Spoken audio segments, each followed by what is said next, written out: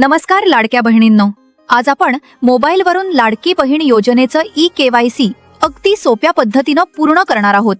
आणि हो, जर तुम्ही आमच्या चॅनलवर नवीन आला असाल तर लगेचच चॅनलला सबस्क्राईब करा, कारण पुढील महत्त्वाची माहिती तुम्हाला इथेच मिळणार आहे. लक्षात ठेवा, व्हिडिओ शेवटपर्यंत नक्की पहा, कारण एखादी छोटीशी चूक झाली तर लाडकी बहीण योजनेचा लाभ कायमचा बंद होऊ शकतो. सर्वप्रथम मोबाईलमधील क्रोम किंवा कोणतंही ब्राउझर उघडा. सर्च बारमध्ये टाईप करा larkibhin.maharashtra.gov.in.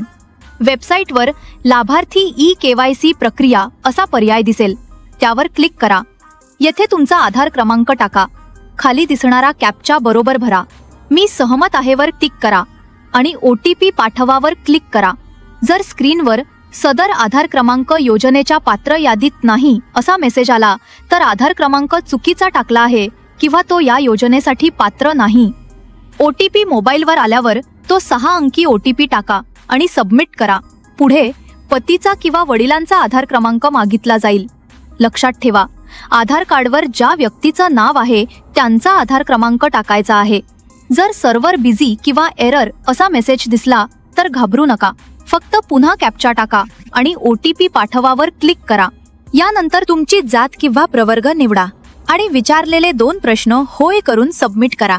शेवटी दिलेली माहिती खरी आहे या बॉक्सवर टिक करा आणि सबमिट करा.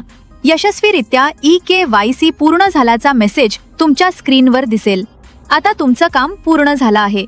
तर बहिणींनो, एवढ्या सोप्या पद्धतीने तुम्ही मोबाईलवरून ई-केवायसी करू शकता.